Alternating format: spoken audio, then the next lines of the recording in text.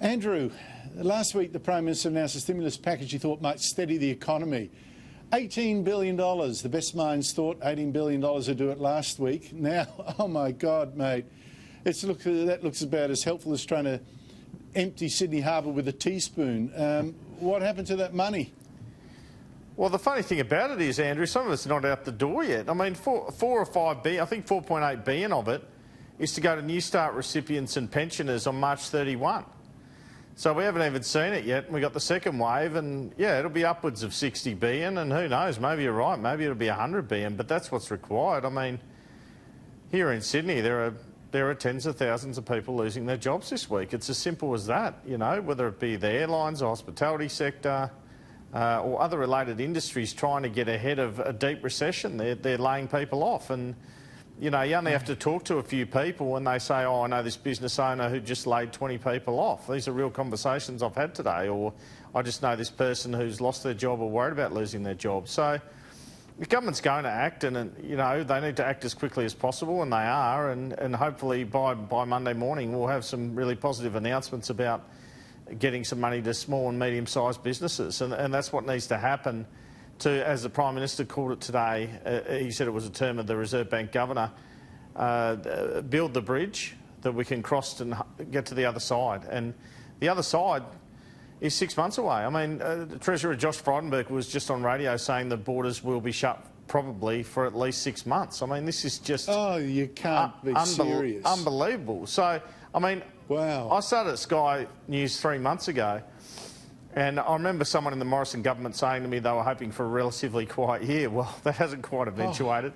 Oh. I've got to say that if you told me this would happen 3 months in, I would have told you, I would have checked you in the nearest mental health facility, you know.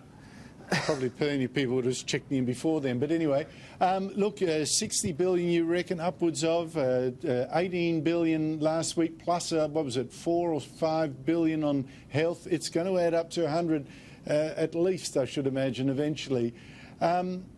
Gemma, I also talked to, in the last 2 days, I've talked to someone who looks like having to shut his business by the end of the week. I've talked to 2 friends who have just lost their jobs. I mean, do you think the government's on top of this? I mean, I'm not blaming it, of course, because this is just this is a nightmare. But how do you feel it's all going? Difficult question to answer succinctly, but I'll do my best, Andrew. I think the government, and I should say governments, because the Premier Mark McGowan in Western Australia is doing an excellent job, and I think the collegiate, collaborative approach is excellent, and so far been excellent. So yes, the short story is yes, I do think they are, given that they are in a situation that is the epitome of fluid.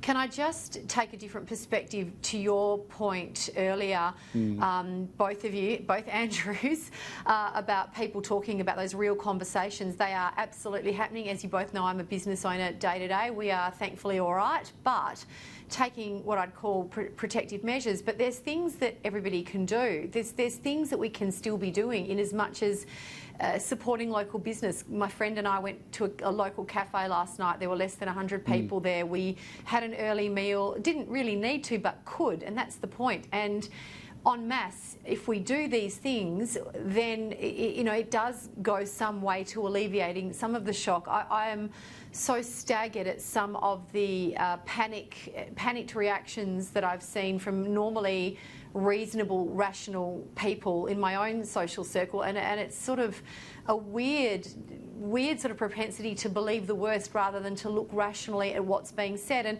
I guess the other thing I'd like to sort of punt into the atmosphere for people to consider is that all of the armchair experts on social media usually, but all of the armchair experts pontificating from the sidelines, get in the game and play. I mean, don't be criticising the government, don't be criticising the Chief Medical Officer. They're the ones carrying the can. They're the ones for whom this rests firmly on their shoulders. The rest of us, our job is to pull our heads in, pull our weight, stop going the full moron, and just helping each other ride this out.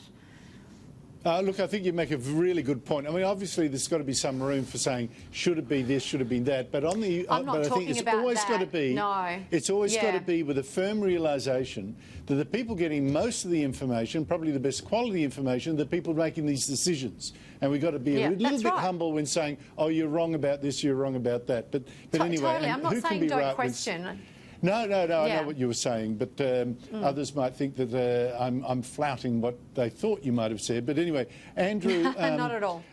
I think what Gemma was saying before was something that the Prime Minister was also trying to emphasise. There is still a real economy ticking over. Please support it. Don't think it's all gone.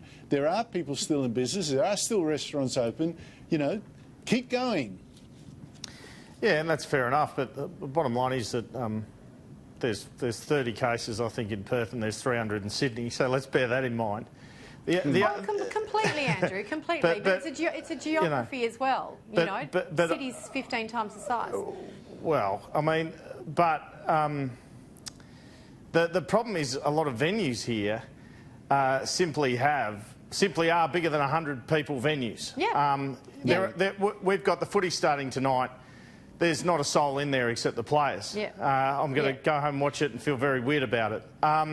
In both codes. I'm not being prescriptive. It is a bad situation, and going to your local cafe isn't going to solve that. I mean, so no, it's not going to solve it. It's not going to solve it, Andrew. But I'm saying, what's the alternative? Is the alternative you just give up, roll over, and die? If there's something small that you can do, I'm not being prescriptive. And I'm not saying everybody go out for dinner and everything's going to be fine. What I'm saying is, if you can do something, that's do great. That. And that's I agree. But what I'm saying is, this is an economic shock. It's severe. It's being described as Matthias Cormann as severe. It's worldwide as well, and the best hope we can do.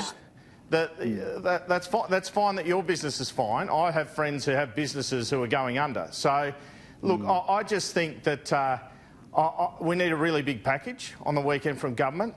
All the indications are that's coming, and this week Scott Morrison's performed really well, and he needs to keep performing that way, reassuring us and plotting a way forward, and hopefully there is that bridge that he spoke about. I mean, hopefully there is some light at the end of the tunnel. Hopefully there's a vaccine or something, because unfortunately the curve's going up at the moment. Things like shutting the borders are important to stop that, but it's still going up, and our elderly are at risk, and the economy's going to cop it for that. That's the way it is. I know.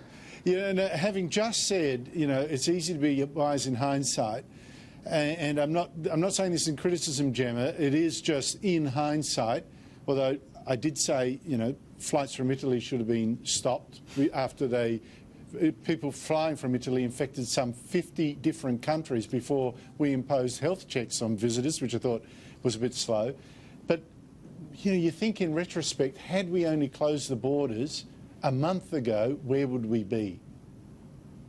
I think the next 6 months will be full of questions like that, and many, many others, Andrew. And you're quite right. Someone made the point to me this morning, a month ago the government didn't know what it was doing. And I said, well, quite rightly. Nobody knew what this thing was. And I think that's not an excuse by any means. It's an explanation. But while we're talking about Italy, let's talk about, the EU's wonderful proposal to basically nationalise by stealth a country that it's basically abandoned in its darkest hour of need. It's an absolute disgrace. I've got family in Bergamo where they're trucking bodies out with the army. I've got family in that epicentre. So, it's very close to home for me. That's part of where I grew up. That's where my father's from. I got cousins locked down, like many Australians do.